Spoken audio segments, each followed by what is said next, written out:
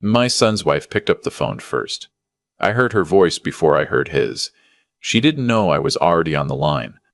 I'd picked up the extension in the study out of habit, the way I used to when the kids were teenagers and I wanted to know who they were talking to at 11 at night.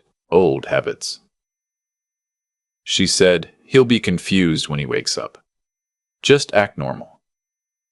By the time anyone figures anything out, the paperwork will already be done." I stood there in my study holding the phone, not breathing. My son said, "What if he remembers?" She said, "He won't. The dosage I used on the coffee, trust me." I set the phone down very carefully, the way you set down something fragile. Then I sat in my chair, the old leather one I've had since before my son was born, and I looked out the window at my backyard, at the garden I've been tending for 31 years, and I thought, so that's where we are. I'm 69 years old. I spent 32 years as a forensic accountant, the last 12 as a federal investigator for the IRS Criminal Investigation Division. I've caught people who thought they were untouchable. Executives, politicians, a sitting county judge, people who believed that because they were clever, they were safe. My son apparently forgot who he married into. Let me back up. My wife, Patricia, Trish, passed 7 years ago.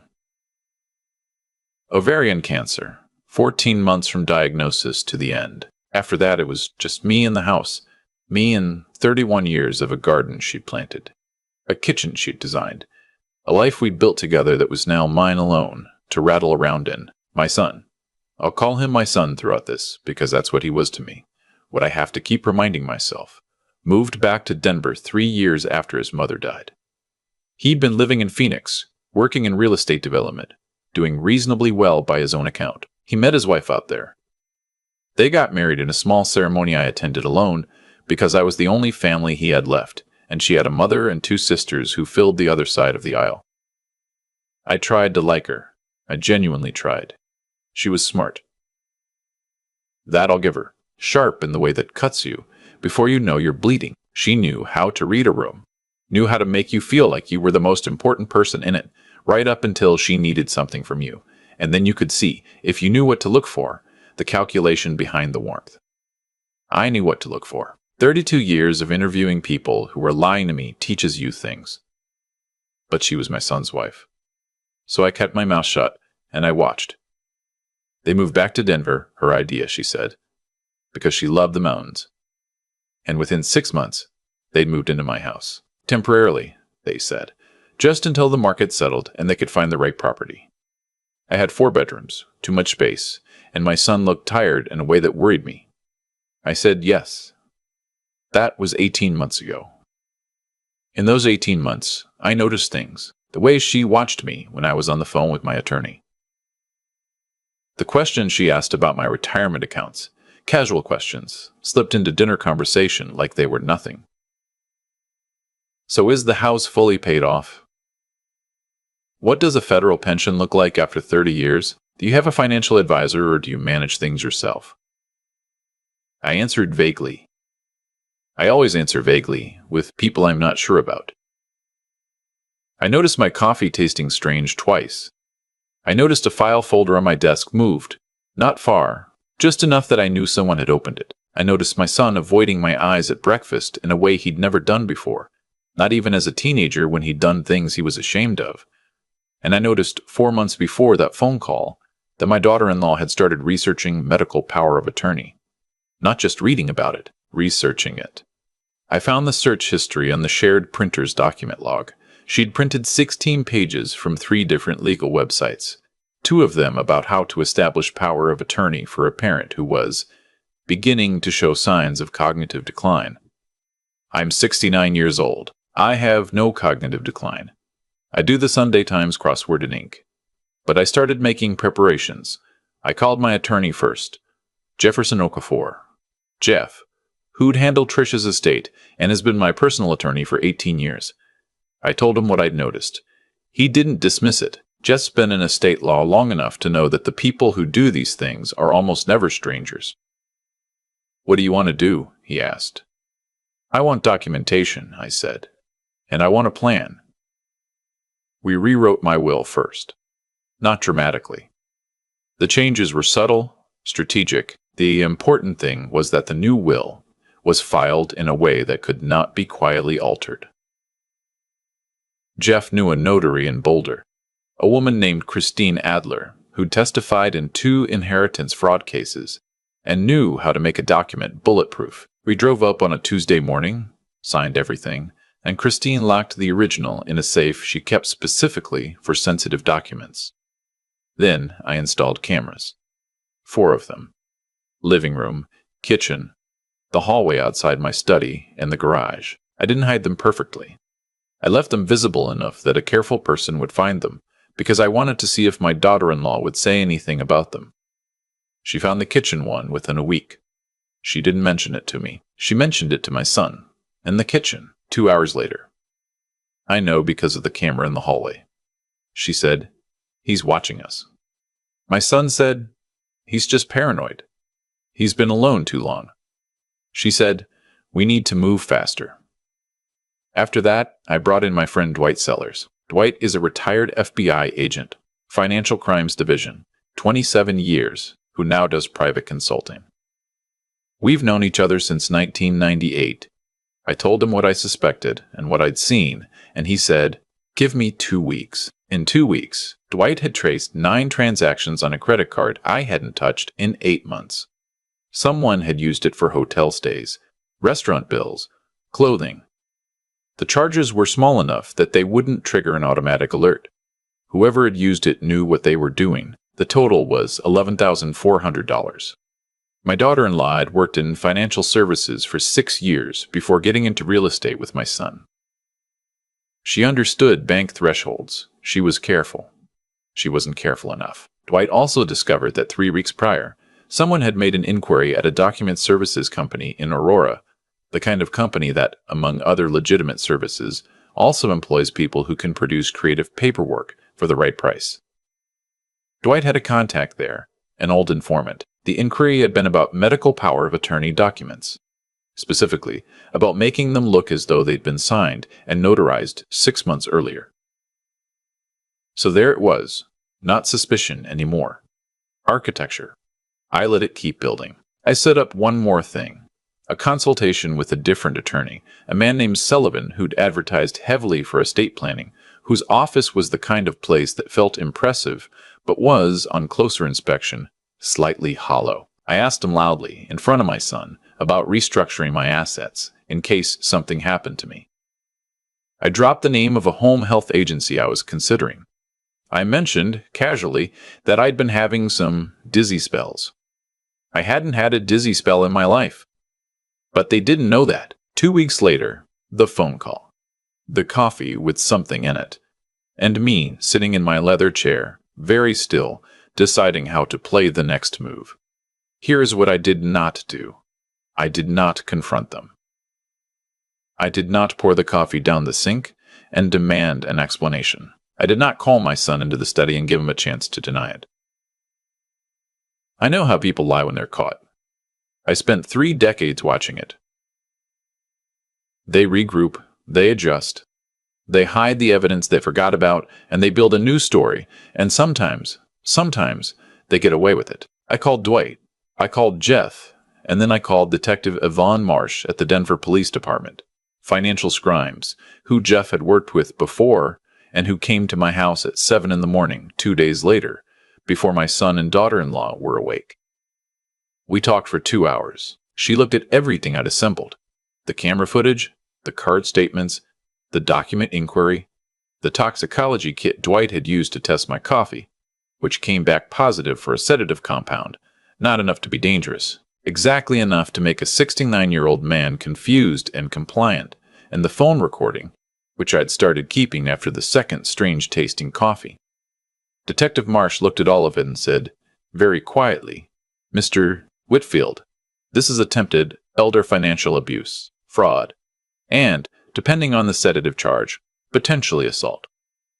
You understand what that means." I said I did. She said, "Do you want to see this through?" I said, "I've been planning it for 4 months. We decided to wait for the power of attorney document. We needed them to actually present it. They presented it on a Sunday afternoon, over the dinner I'd cooked. Pot roast, my son's favorite since he was 9 years old. My daughter-in-law brought it out over dessert, casual as a grocery list, sliding it across the table with the pen already uncapped. We thought, since you've been having those dizzy spells, she said. Just a precaution, so we can help manage things if something happens. She smiled at me. It was a very good smile. I almost admired it. I looked at the document. It bore Christine Adler's notary stamp, except Christine hadn't notarized anything for me in 4 months, and the date on this document was from 3 weeks ago. I looked at my son. He was looking at the table. That's very thoughtful, I said. Let me read it over tonight. I called Detective Marsh at 8 o'clock. They were arrested on a Wednesday morning 6 days later. My son in the kitchen pouring coffee, I noticed, with a particular cold clarity, that he poured mine from a separate part of the pot. My daughter-in-law, in the bedroom, still in her robe, she screamed. I remember that. Not out of fear, I think, but out of fury. The particular fury of someone who believed they had been careful enough, who cannot understand how the plan collapsed. My son said nothing. He sat down at the kitchen table and put his face in his hands, and he looked, just for a moment, like the 9-year-old boy who'd broken a neighbor's window with a baseball and didn't know how to tell me. I looked away. The charges were substantial. Fraud, forgery, for the fake notarized document, elder financial abuse, which in Colorado carries its own specific weight, and the sedative, which the DA's office ultimately charged as chemical assault. My daughter-in-law hired a defense attorney who tried, energetically, to argue that I'd never explicitly revoked their access to my finances, that the credit card charges had been made with implied permission, that the power of attorney document was simply a precaution that I'd misunderstood. The attorney's name was Blackwell. He was very polished. He wore excellent suits. The DA assigned to the case was a woman named Reyes who had been prosecuting financial crimes for 11 years and who had, as far as I could observe, approximately 0 patience for any of it. Mr. Durst, Whitfield, Blackwell said, when I took the stand. You've acknowledged that you had a credit card you weren't actively monitoring. Is it fair to say your daughter-in-law may not have understood she wasn't authorized to use it? I looked at him. My daughter-in-law, I said, worked in financial services for 6 years. She understands what a credit card statement is. She understands what a billing threshold is. She structured 9 separate charges to stay below the automatic fraud alert threshold. That is not a misunderstanding. That is expertise applied deliberately. Blackwell tried a different angle. You installed cameras in your own home without telling your son and his wife. You recorded private conversations. You arranged, with your attorney, to create a performance, essentially, to lead them into... I documented crimes, I said. I didn't create them. They chose to drug my coffee. They chose to use a forged document. I simply made sure there was a record. But you gave them opportunity. I gave them a chance to stop, I said. At any point, they could have said, no, we won't forge Christine Adler's signature on a legal document. No, we won't put sedative in my father's coffee. Those were their choices. I didn't make those choices for them. I only made sure those choices were documented. There was a pause. Reyes didn't need to say anything. The jury had heard it. The recording from the phone call played 3 times during the trial. 3 times the courtroom heard my daughter-in-law's voice saying the dosage I used on the coffee. Trust me. 3 times her attorney tried to contextualize it and failed. The jury deliberated for 2 days. Guilty. All counts. Both of them. My son got 7 years. My daughter-in-law got 9, the additional weight of the forgery and the sedative charge sitting squarely on her ledger. The judge noted specifically that the sedative evidence suggested a level of premeditation that the other charges alone might not have established. Blackwell asked about appeals. The judge said he was welcome to file them. Before they were taken, my son looked at me across the courtroom. He'd been looking at the floor for most of the trial. But now he looked at me. And in his face I could see something I recognized. Not remorse exactly, but the particular expression of someone who has finally understood something they should have understood much earlier. I walked over to where the bailiff had him waiting. I said, You know what the worst part is? You would have gotten the house eventually. I was planning to leave you everything. You had to wait, maybe 15 more years, maybe less. All you had to do was wait and be decent. He said. She said it would take too long. I know, I said. That's the thing about patience. Not everyone has it. I turned to walk away. He said, Dad? I stopped. He said, I'm sorry. I stood there for a moment, with my back to him. I thought about the pot roast I'd cooked on the Sunday they slid the forged document across my table. I thought about how I'd made it from memory. The same recipe his mother taught me in 1987. Because it was still his favorite. And some part of me, even then, was still his father. I said, I know you are. And I walked out. The house sold 4 months later. I thought about keeping it. It was Trisha's garden, her kitchen, 31 years of a life we'd shared. But every room had the shape of the last 18 months in it now. And I couldn't look at the kitchen without seeing my son pouring my coffee from the far side of the pot. I let it go. I bought a smaller place in Fort Collins, a 2-bedroom bungalow on a street where the neighbors wave when you pull in. It has a backyard that's mostly bare. Whoever lived there before wasn't much of a gardener. And I've been slowly figuring out what to plant. The settlement from the restitution order came to $47,300. Between the legal fees, Dwight's consulting time, and the stolen card charges, it was less than what the court ordered, but more than I expected to recover. I put it in the foundation Trish had started before she died, a small fund that supports hospice care services in rural Colorado, the kind of care that she'd wished she'd had access to in those last 14 months. I'm 69 years old, and I am starting over. Which is a strange thing to say and a stranger thing to feel. Some mornings I make coffee, and I drink it standing at the kitchen window, watching the bare backyard and thinking about what to put in the ground this spring. Hydrangeas, maybe. Trish always said hydrangeas were the most forgiving plant. You can neglect them for weeks, and they'd still come back. I got a call last week from a woman at a legal aid organization in Denver that helps elderly residents with estate planning. She'd heard about the case from someone in the DA's office, and she asked if I'd be willing to come and talk to seniors, not about my specific case, but about the warning signs, about what to watch for, about the questions that feel casual but aren't.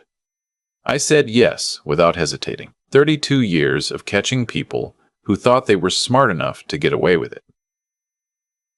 You develop a certain clarity about what the warning signs look like, and you develop, maybe most importantly, a belief that the evidence almost always exists. You just have to know where to look, and you have to start looking before someone decides you're too confused to notice. I know where to look. Jeff called me after I'd agreed to the speaking engagement. You know, he said, in 22 years I've never had a client come in with evidence that organized. 32 years of auditing, I said. Still. I looked out the window at the backyard. A sparrow landed on the fence post and sat there for a moment, deciding something, and then flew off. Jeff, I said, the thing about financial crimes, the thing I spend my whole career on, is that people who commit them always think they're the first person clever enough to try. They think the complexity of what they're doing is the same thing as invisibility. It isn't. Complexity just means more records. More records, more records, more evidence. The paper trail is always there. You just have to follow it. He was quiet for a moment. Your son's wife, he said. 6 years in financial services. She should have known that. Yes, I said. She should have. I hung up and went back to the window. The sparrow had come back, or maybe a different one. I couldn't tell.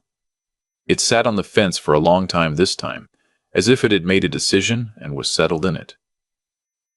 I thought about hydrangeas, about what to put in the ground in spring, about the 14 months I'd spent watching my wife teach me how to die gracefully, and how that had turned out to be the most useful thing I'd ever learned, because it taught me that the thing to do when someone is trying to take something from you is not to panic, not to confront, not to give them the chance to adjust their story. The thing to do is to document, prepare, and wait. I'm 69 years old. I have nowhere urgent to be. I can wait. People ask me sometimes if I feel guilty, not about reporting them, about the setup, the cameras, the months of documentation, The way I sat across from my son at dinner and cooked his favorite meal while knowing exactly what was coming. They ask it gently, like they're not sure they have the right to ask at all, and I understand the question. It looks calculated. Because it was. Here's what I've come to understand, though. After 69 years and 32 of them spent watching people make choices they couldn't take back, there is nothing cold about protecting yourself. The coldness was already in the room. I didn't bring it. My daughter-in-law brought it the day she printed 16 pages about cognitive decline and started thinking of me as an obstacle instead of a person. What I did was refuse to be caught off guard. That's not cruelty. That's the only honest response to someone who has already decided what they're going to do to you. My son made his choices. That's the part that stays with me, not with anger anymore, but with a kind of tired clarity. He wasn't a stupid man. He knew what was in that coffee. He knew whose signature was on that document. He chose to let it happen because someone he loved more than he loved his own conscience told him it was fine, it was necessary, it was just taking what would eventually be theirs anyway. And he believed her. Not because he was weak exactly, but because believing her was easier than facing what it would mean if she was wrong. That's how most of these things happen. Not with monsters. With ordinary people who find a reason, and then find another reason. And then one morning they're pouring sedative into their father's coffee and telling themselves it's practically the same as nothing. The result has a logic to it that I don't think requires any elaborate explanation. They planned something specific. They executed it carefully. And they were caught, specifically and carefully, by exactly the kind of documentation they should have anticipated if they'd thought clearly about who they were dealing with. That's not fate. That's arithmetic. You do a thing. The thing leaves evidence. The evidence goes somewhere. Dwight told me once, years ago, that the reason most financial crimes get solved isn't brilliant detective work. It's that people cannot stop creating records of what they've done. They think the complexity of the crime is the same thing as invisibility. It isn't. The more complex the scheme, the longer the paper trail. My daughter-in-law had 6 years in financial services. She understood paper trails. She just didn't understand that I understood them too, and that I'd spent 32 years learning how to follow them. That's the thing about integrity. Real integrity, not the performed kind. It accumulates. Every year you spend doing your work honestly, learning your craft, building something real instead of taking shortcuts. That accumulates into a kind of resilience that people who only ever took shortcuts cannot measure or predict. My daughter-in-law looked at a 69-year-old man living alone in a big house and saw someone whose time had passed. She didn't see what 32 years of patient, precise work looks like when it finally has a reason to show up. I think about my son. 7 years in a Colorado correctional facility, and I hope, genuinely hope, that some of those years go toward understanding the difference between patience and passivity, between waiting for what you've earned and taking what you haven't. Those are not the same thing, and confusing them is how you end up exactly where he is. I'm planting hydrangeas this spring. Trish always said they were the most forgiving plant. I think she was right about that, and probably about most things. I just have more time now to find out.